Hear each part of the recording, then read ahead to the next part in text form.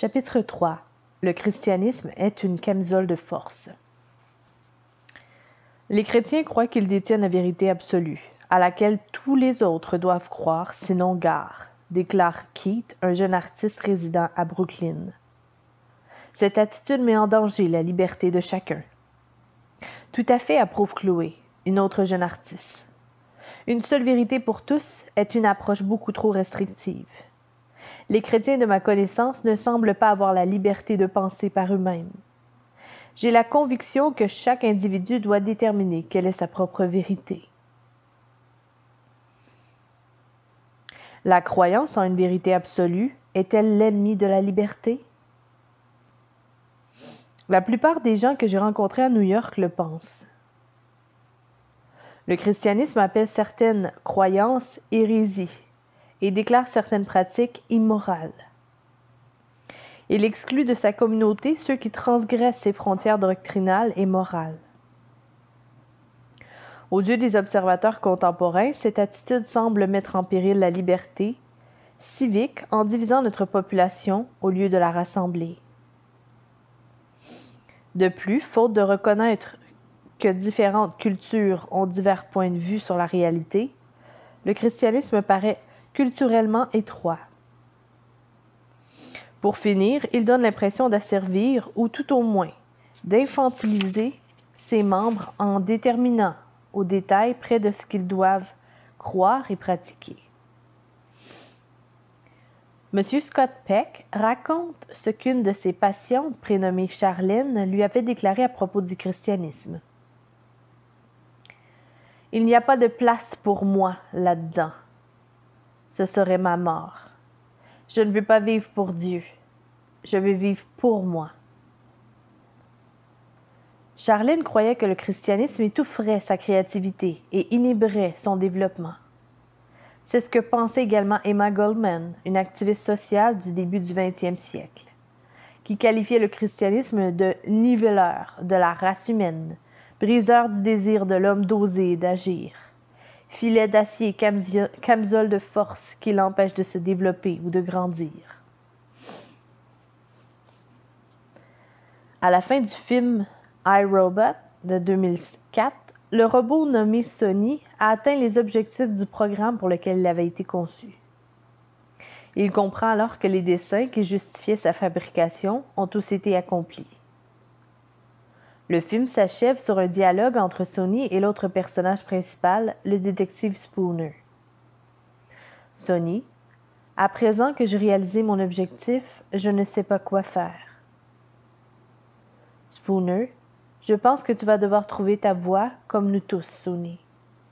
C'est cela, être libre. Selon cette manière de voir, la liberté signifie l'absence de but prédominant pour lequel nous aurions été créés. S'il en existait un, nous serions obligés de nous y conformer et de le réaliser, ce qui serait contraignant. La véritable liberté est la liberté de créer sa propre finalité, ses propres objectifs.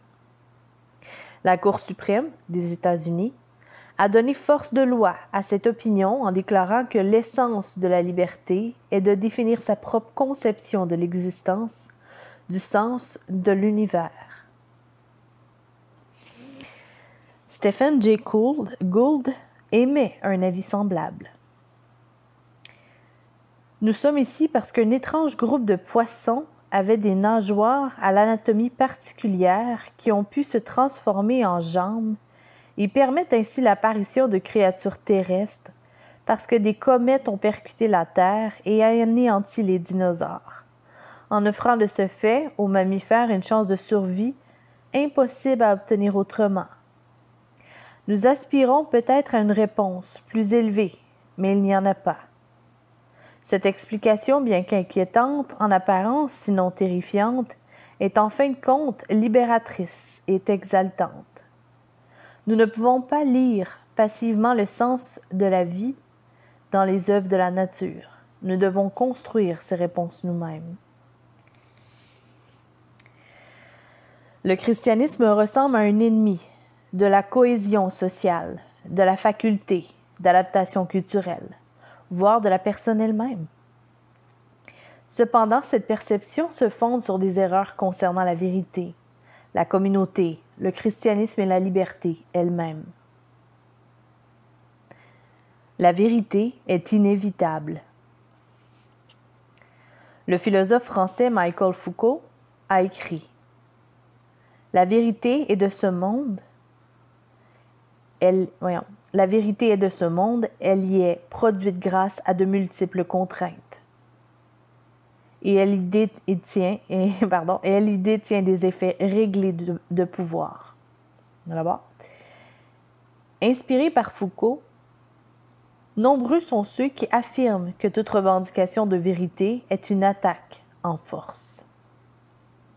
Lorsque vous affirmez détenir la vérité, vous essayez de prendre le pouvoir et d'exercer votre autorité sur d'autres gens. Foucault était un disciple de Nietzsche, en tout cas, je ne sais pas, l'un et l'autre, et c'est tout à leur honneur. On appliqué cette analyse à la politique de gauche et de droite. Si vous aviez affirmé devant lui « chacun devrait faire justice aux pauvres », Nietzsche aurait demandé si vos propos étaient motivés par un réel amour de la justice et des pauvres ou si vous désirez une révolution qui vous conférait autorité et pouvoir. Cependant, soutenir que toute vérité est une attaque en force soulève le même problème que soutenir que toute vérité est conditionnée par la culture. Si vous essayez d'éliminer par vos explications toute affirmation de vérité, quelle qu'elle soit, vous vous retrouvez dans une position intenable. Dans L'abolition de l'homme de C.S. Lewis, il écrit « Mais on ne peut continuer à expliquer ainsi indéfiniment, c'est l'acte d'expliquer lui-même qui se videra de tout sens. On ne peut pas continuer indéfiniment à dissiper les illusions de l'apparence. Tout l'intérêt de cette opération est de voir ce qu'il y a derrière les apparences. Il est bon que les vitres soient transparentes parce que la rue ou le jardin qu'on voit au travers ne le sont pas. Et si le jardin lui-même était transparent, un monde absolument transparent est un monde invisible.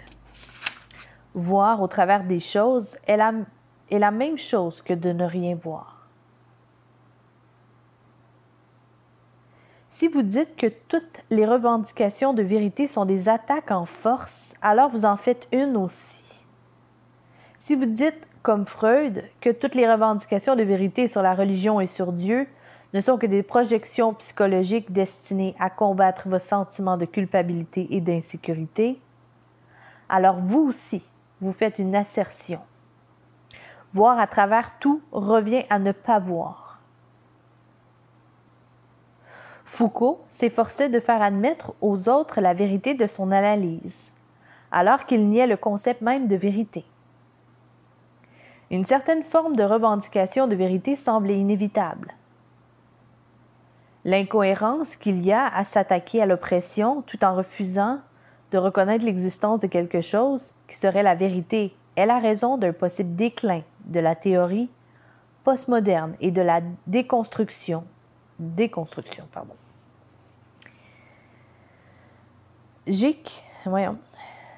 G.K. Chesterton a formulé exactement la même remarque il y a à peu près 100 ans. Ça va comme suit. Mais le nouveau révolté est un sceptique qui ne se fiera complètement à rien. Il ne pourra donc jamais être réellement un faiseur de révolution, car toute dénonciation comporte une certaine doctrine morale. L'homme moderne en révolte est donc devenu pratiquement sans emploi pour tous les projets de révolte. En se révoltant contre tout, il a perdu le droit de se révolter contre n'importe quoi. Il a une pensée qui arrête la pensée et c'est à celle-là qu'il faut faire obstacle. Une communauté ne peut être complètement inclusive. Le christianisme exige des membres de sa communauté qu'ils adhèrent à des croyances spécifiques. Il n'est pas ouvert à tous. C'est décontracteur, voilà un facteur de division sociale. Les communautés humaines devraient être au contraire totalement inclusives, ouvertes à tous en raison de notre humanité commune. Les défenseurs de cette opinion font observer qu'en zone urbaine, bon nombre de quartiers se composent d'habitants de différentes ethnies ayant différentes croyances religieuses qui, cependant, vivent et travaillent ensemble en tant que communauté. Tout ce qu'une vie communautaire de ce genre requiert, c'est que chacun respecte l'intimité et les droits des autres et travaille à un même accès pour tous à l'éducation, à l'emploi et à la prise de décisions politiques. Des croyances morales communes ne sont pas nécessaires, soi-disant, dans une démocratie libérale. Malheureusement, ce point de vue constitue une simplification excessive de la question. La démocratie libérale est fondée sur une longue liste d'hypothèses. Une préférence accordée aux droits individuels plutôt que communautaires. Une séparation entre la moralité privée et la moralité publique, et la reconnaissance du caractère sacré du choix personnel. Toutes ces croyances sont étrangères à bien des cultures. Une démocratie libérale est donc basée, comme toute communauté, sur un ensemble partagé de croyances très particulières. La société occidentale est fondée sur un attachement commun à la raison, au droit et à la justice, même si aucun de ces concepts n'a de définition universellement reconnue. Toute notion de justice et de raison s'inscrit dans un ensemble de croyances spécifiques concernant le sens de la vie humaine, croyances que tout le monde ne partage pas. L'idée d'une communauté totalement inclusive est par conséquent une illusion. Chaque communauté humaine a des croyances propres qui créent nécessairement des frontières, en incluant certaines personnes dans son cercle et en excluant d'autres. Réfléchissez aux illustrations suivantes. Imaginez que l'un des membres du conseil d'administration du centre communautaire local, des homosexuels et transsexuels, annonce « J'ai vécu une expérience religieuse et je crois désormais que l'homosexualité est un péché. » Les semaines passent et il continue de faire la même déclaration. Imaginez qu'un membre du conseil d'administration de l'Alliance contre le mariage entre personnes du même sexe déclare « J'ai découvert que mon fils était homosexuel et je pense qu'il a le droit d'épouser son partenaire. » Aussi bienveillants et souples que puissent être les membres de chacun de ces groupes, il arrivera un jour où chaque association devra dire « Vous devez quitter le conseil, car vous ne partagez pas notre conviction commune. » La première de ces communautés a la réputation d'être inclusive et la seconde d'être exclusive, mais, en pratique, tous deux fonctionnent de même façon très similaire. Chacune est fondée sur des croyances communes qui jouent le rôle de frontières, en incluant certaines personnes et en excluant d'autres. Aucune de ces communautés n'est étroite. Ce sont simplement des communautés. Toute communauté qui ne tiendrait pas ses membres redevables des croyances et des pratiques spécifiques n'aurait aucune identité collective et ne serait pas vraiment une communauté. Nous ne pouvons pas qualifier un groupe d'exclusif au simple motif qu'il fixe des normes pour ses membres.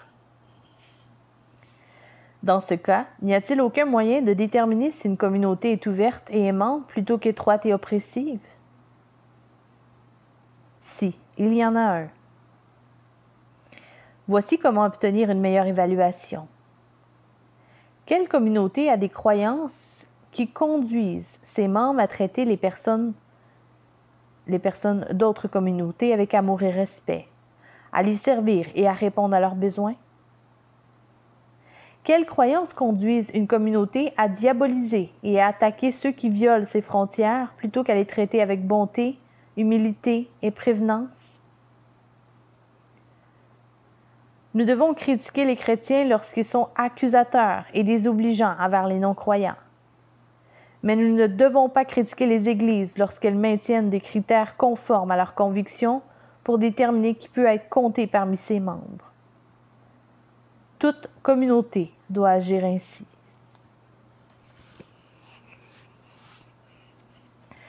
Le christianisme n'est pas culturellement rigide. Le christianisme a également la réputation d'être une camisole de force culturelle. Il contraindrait des gens de diverses cultures à entrer dans un moule d'acier, identique pour tous. Il est considéré comme un ennemi du pluralisme et du multiculturalisme. En réalité, le christianisme s'est mieux adapté aux diverses cultures. Il les a peut-être moins détruites que le laïcisme et de nombreuses autres doctrines. Le christianisme diffère de toutes les autres religions dans la manière dont il s'est répandu. La majeure partie des musulmans se retrouvent encore à l'emplacement d'origine de l'islam, le Moyen-Orient. Les centres démographiques de l'hindouisme, du bouddhisme et du confucianisme sont toujours ceux des premiers temps. En revanche, le christianisme a tout d'abord été adopté par les Juifs et son centre était Jérusalem. Par la suite, ses principaux adeptes ont été les hellénistes et il s'est étendu au bassin méditerranéen. Plus tard, les barbares d'Europe du Nord ont embrasé cette religion qui a ensuite été prédominante en Europe de l'Ouest et en Amérique du Nord. Aujourd'hui, la plupart des chrétiens du monde vivent en Afrique, en Amérique latine et en Asie. Le centre du christianisme sera bientôt dans l'hémisphère sud et en Orient. 2 études de cas sont instructives. En 1900, les chrétiens représentaient 9% de la population africaine et étaient 4 fois moins nombreux que les musulmans. Aujourd'hui, les chrétiens représentent 44% de la population, après avoir dépassé en nombre les musulmans dans les années 60. Cette croissance explosive commence dès à présent en Chine. Le christianisme se développe non seulement parmi les paysans, mais également au sein de l'établissement social et culturel, y compris au sein de partis communistes. Dans 30 ans, la population chinoise, au rythme actuel de sa croissance, sera de l'ordre d'1,5 milliard d'habitants et sera composée de 30% de chrétiens. Pourquoi le christianisme a-t-il connu une expansion aussi phénoménale dans ces régions? Le chercheur africain Lamine Sané fournit une réponse très intéressante.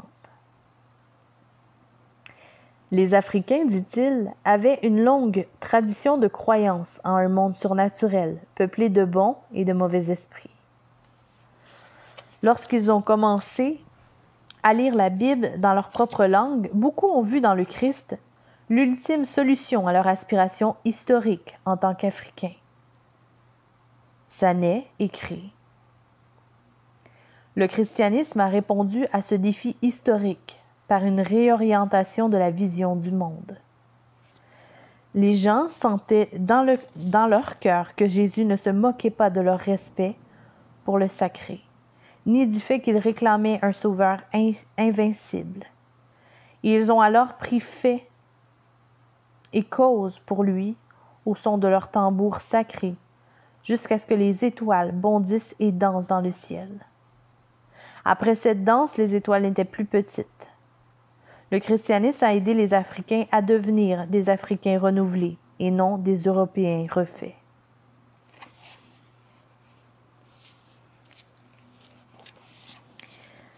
Sané soutient que le laïcisme, avec son rejet du surnaturel et son individualisme, est bien plus destructeur que les cultures locales et pour l'africanité que le christianisme. Dans la Bible, les Africains voient le pouvoir que Jésus exerce sur le mal surnaturel et spirituel, ainsi que sa victoire sur ce mal à la croix. Quand les Africains deviennent chrétiens, leur africanité est convertie, complétée et résolue, au lieu d'être remplacée par l'européanité ou par autre chose. À travers le christianisme, les Africains prennent suffisamment de distance pour critiquer leurs traditions tout en continuant de les habiter. Mon assemblée, l'Église presbytérienne du Rédempteur à Manhattan, constitue un exemple intéressant d'adaptation culturelle. Sa croissance dans cet environnement a surpris et même choqué les observateurs. On me demande souvent comment pouvez-vous toucher des milliers de jeunes adultes dans un endroit aussi éloigné de la religion? La réponse est que le christianisme s'est développé à New York de la même façon qu'ailleurs.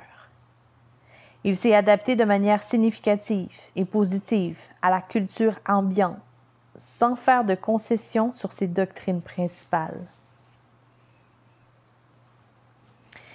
Les doctrines fondamentales de l'Église du Rédempteur, la divinité du Christ, l'infaillibilité de la Bible, la nécessité d'une renaissance spirituelle par la foi en la mort expiatoire du Christ, sont en accord avec la conviction de l'existence d'un monde surnaturel et les croyances orthodoxes des églises évangéliques et pentecôtistes d'Afrique, d'Asie, d'Amérique latine et des États américains du Sud et du Midwest.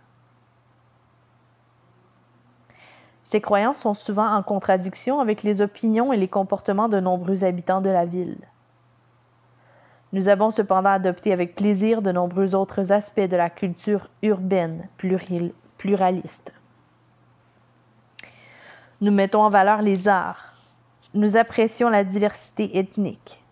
Nous insistons sur l'importance de travailler à l'instauration de la justice pour tous les habitants de la ville, et nous communiquons avec le langage et la sensibilité propre à la culture de notre centre-ville. Par-dessus tout, nous mettons en lumière la grâce d'un Sauveur qui mangeait avec ceux que l'établissement qualifiait de pécheurs et qu'il aimait et qui aimait ses adversaires. Tout cela compte beaucoup pour les habitants de Manhattan.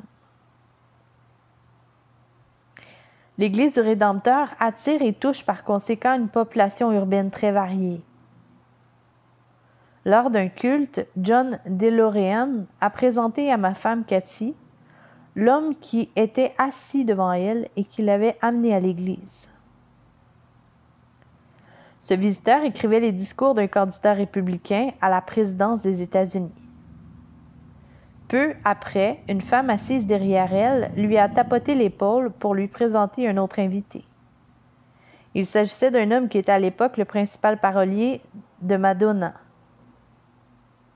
Cathy était ravie que tous deux soient présents, mais elle espérait qu'ils ne se rencontreraient pas avant d'avoir entendu le sermon. Il y a quelques années, un homme du sud des États-Unis est entré dans notre Église.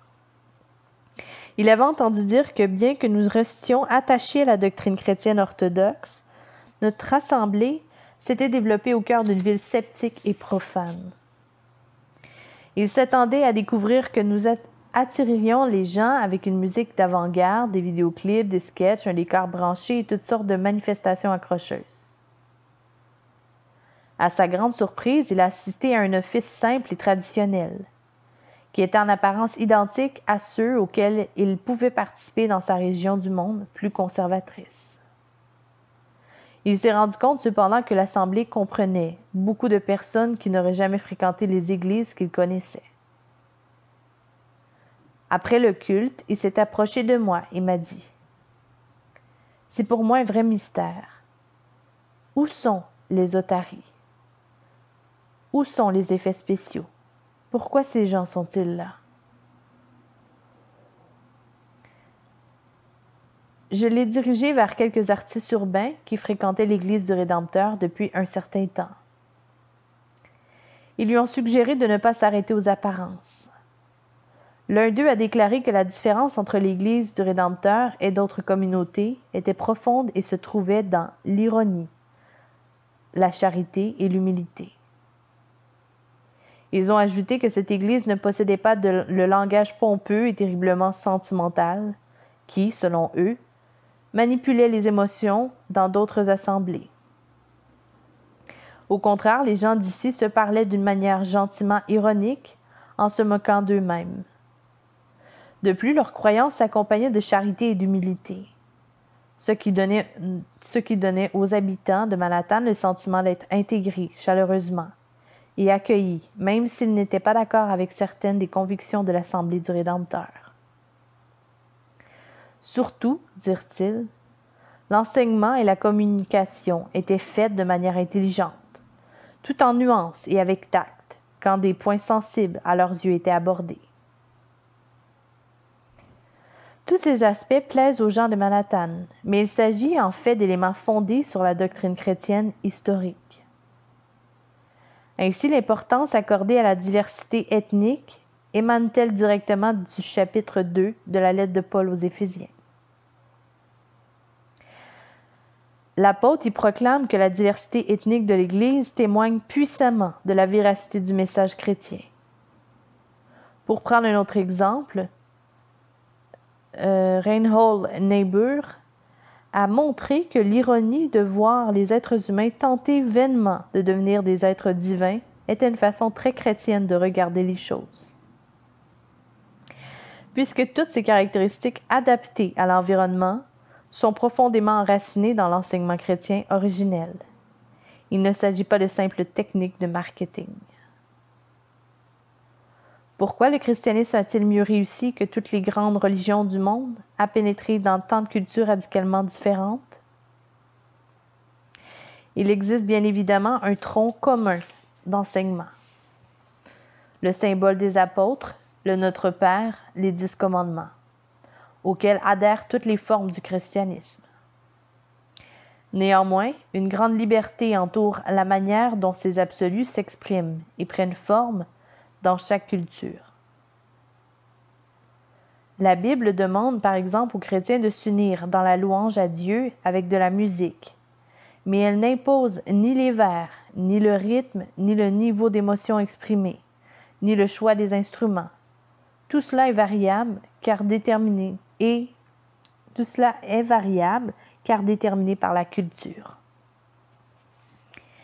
L'historien Andrew Walls a écrit: la diversité culturelle a été incorporée à la foi chrétienne. En Acte 15, qui annonce que les nouveaux chrétiens issus du paganisme n'ont pas à intégrer la culture juive. Les convertis devaient élaborer une façon helléniste d'être chrétiens. Par conséquent, personne ne possède la foi chrétienne. Il n'y a pas de culture chrétienne, alors qu'il y a une culture islamique, reconnaissable du Pakistan au Maroc en passant par la Tunisie. Certains textes bibliques, tels que Isaïe 60 et Apocalypse 21 à 22, dépeignent un monde futur renouvelé et parfait, dans lequel demeurent nos différences culturelles, de toute nation, de toute tribu et de tout peuple et de toute langue. Apocalypse 7, 9. Cela signifie que toute culture humaine a reçu de Dieu des atouts et des forces distinctes qui participent à l'enrichissement de la race humaine.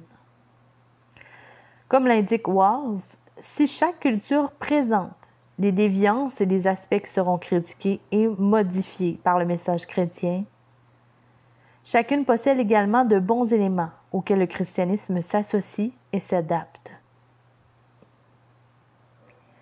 Le christianisme n'est donc pas, contrairement à l'opinion populaire, une religion occidentale qui détruit les cultures locales. Il a pris en fait une variété de formes culturelles plus abondantes que les autres croyances.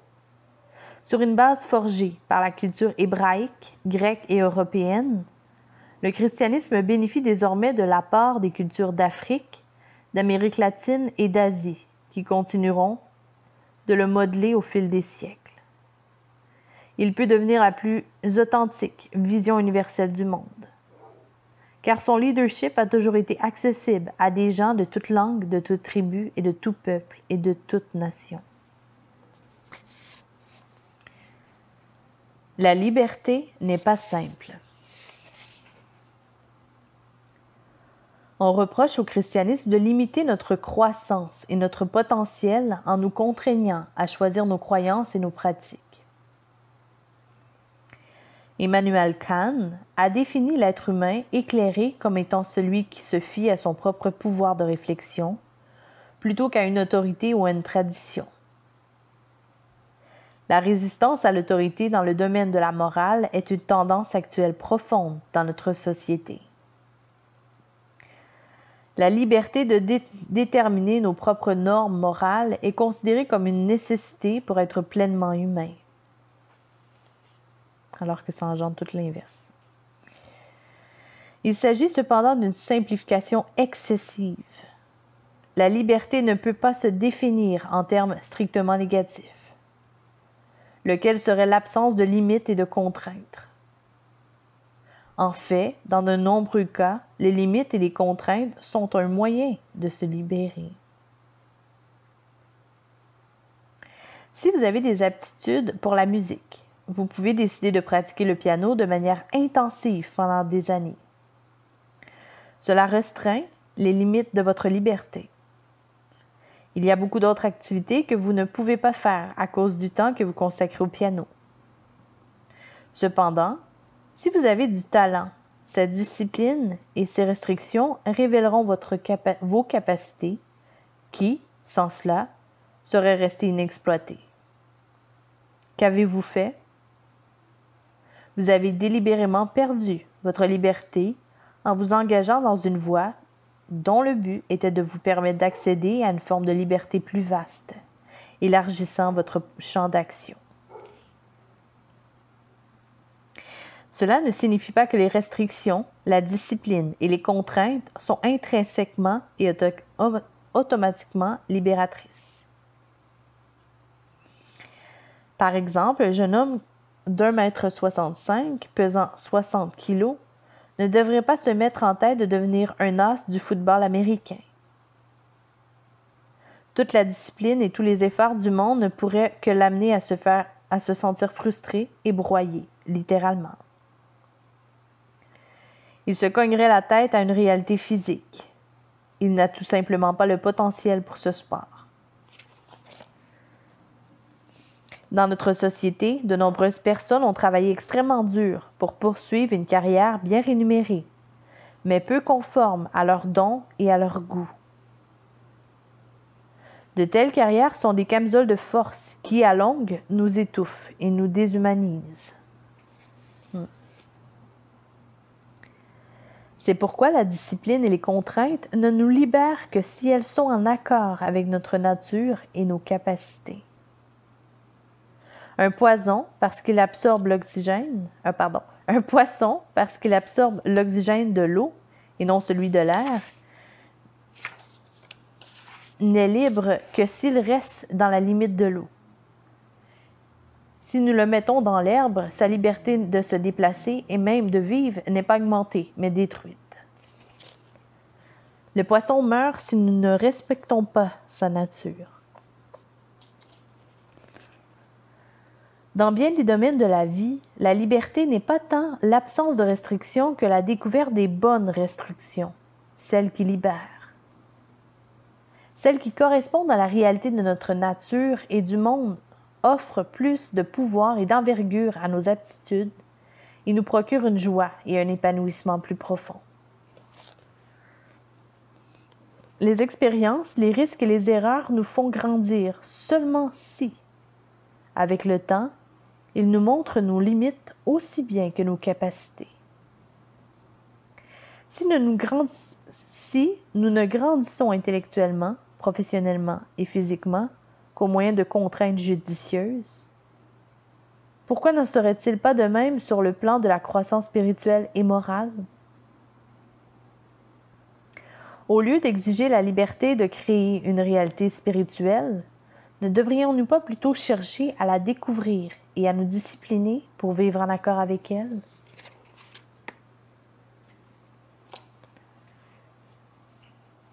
La conception populaire selon laquelle nous devrions tous déterminer notre propre moralité est fondée sur la conviction que le domaine spirituel n'est en rien comparable au reste du monde. Y a-t-il réellement quelqu'un qui le croit?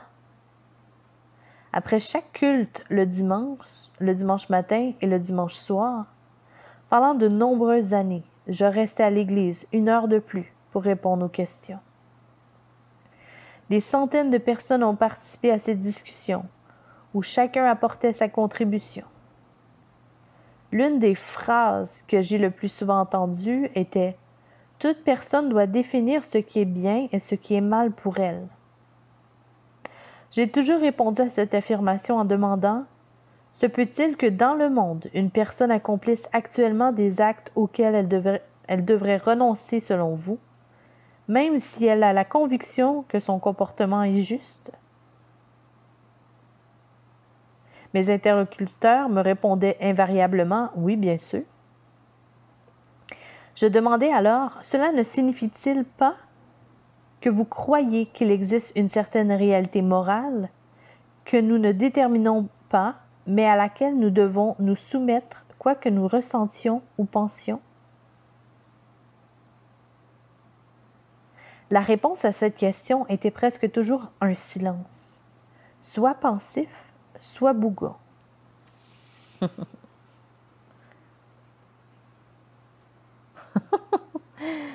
L'amour, liberté suprême, est plus contraignant que nous l'imaginons. Quelle est alors la réalité morale et spirituelle que nous devons reconnaître pour pouvoir nous épanouir? Quel est l'environnement qui nous libère si nous nous cantonnons à lui, comme l'eau libère le poisson?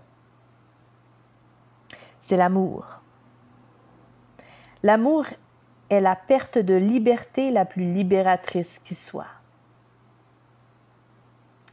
L'un des principes de l'amour, qu'il s'agisse de l'affection envers un ami ou du sentiment amoureux, veut que vous perdiez votre indépendance pour atteindre une plus grande intimité. Si vous voulez les libertés de l'amour, c'est-à-dire l'épanouissement, la sécurité, la sensation d'avoir de la valeur, vous devez restreindre votre liberté de différentes façons.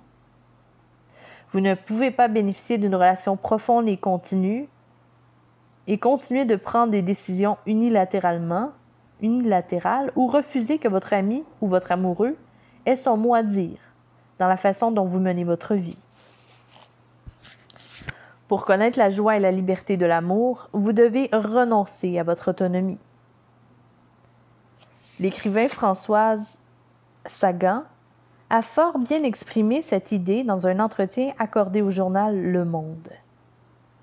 Elle a déclaré qu'elle était satisfaite de la manière dont elle avait vécu et qu'elle n'avait aucun regret. Le journaliste: « Alors, vous avez eu la liberté que vous souhaitiez? » Françoise Sagan: « Oui, j'étais à l'évidence moins libre quand j'étais amoureuse de quelqu'un.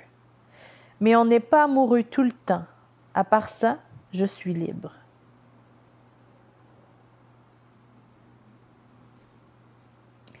Françoise Sagan avait raison. Une relation amoureuse réduit vos choix personnels. Nous nous trouvons là encore confrontés à la complexité du concept de liberté.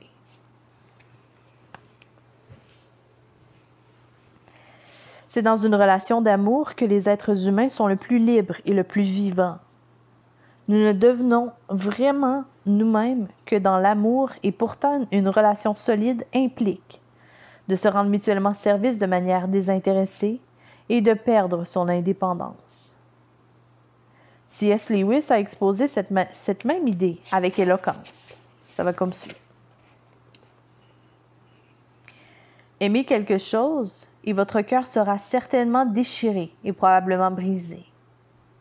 Si vous voulez être sûr de le garder intact, abstenez-vous de donner votre cœur à qui que ce soit, même à un animal.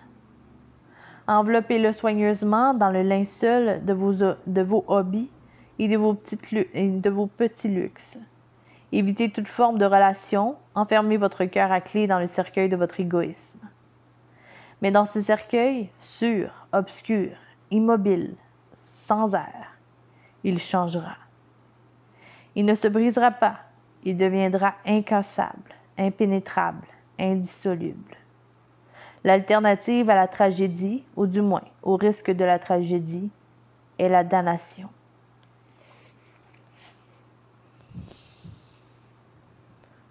La liberté n'est donc pas l'absence de limites et de contraintes, mais la découverte des bonnes restrictions, celles qui correspondent à notre nature et nous libèrent. Pour qu'une relation d'amour soit saine, une perte mutuelle d'indépendance est nécessaire. Elle ne peut pas être unilatérale. Chaque partie doit dire à l'autre « Je m'adapterai à toi. Je changerai pour toi. Je te servirai même si cela me conduit à faire des sacrifices. » Si une seule des parties donne et se sacrifie, tandis que l'autre commande et prend, la relation est fondée sur l'exploitation. Elle opprime et déforme la vie des deux personnes. De ce fait, une relation avec Dieu paraît, à première vue, déshumanisante par nature. Elle ne peut sûrement aller que dans un sens, le sens de Dieu. Dieu, l'être divin, détient tout le pouvoir. Je dois m'adapter à lui. Il n'est pas possible que Dieu s'adapte à moi et me serve. Si cela peut être vrai dans d'autres formes de religion ou de croyance en Dieu, il n'en est rien avec le christianisme. De la manière la plus radicale qui soit, Dieu s'est adapté à nous par l'incarnation et l'expiation. En Jésus-Christ, il est devenu un être humain limité, vulnérable à la souffrance et à la mort. Sur la croix, il s'est abaissé à notre condition, celle de pécheur, et il est mort à notre place pour nous pardonner. De manière absolue, Dieu nous a dit en Jésus-Christ, « Je m'adapterai à toi. Je changerai pour toi. Je te servirai même si cela me conduit à faire des sacrifices. » S'il a agi ainsi pour nous, nous pouvons et devrions dire la même chose à Dieu et aux autres. Saint Paul a écrit « L'amour du Christ nous étreint » en 2 Corinthiens 5, 14. Un jour, on a demandé à un ami de C.S. Lewis « C'est facile d'aimer Dieu ?» Ce à quoi il a répondu « C'est facile pour ceux qui le font. » Cette réponse n'est pas aussi paradoxale qu'elle en a l'air. Quand vous tombez sérieusement amoureux, vous désirez plaire à la personne aimée. Vous n'attendez pas qu'elle vous demande de faire quelque chose pour elle. Vous vous empressez de découvrir les moindres choses qui peuvent lui faire plaisir. Vous les lui offrez ensuite, même si cela vous coûte de l'argent ou vous contraint à faire de gros efforts. Tes désirs sont des ordres, dites-vous, et vous ne vous sentez pas opprimé pour autant. Observant la situation de l'extérieur, vos amis pensent peut-être perplexes. Elle le mène par le bout du nez, mais de l'intérieur, cela ressemble au paradis. Pour un chrétien, c'est la même chose avec Jésus. L'amour du Christ nous étreint. Lorsque vous vous rendez compte à quel point Jésus s'est changé et s'est donné pour vous, vous n'avez plus peur d'abandonner votre liberté pour trouver votre liberté en lui. Amen. Fin du chapitre 3.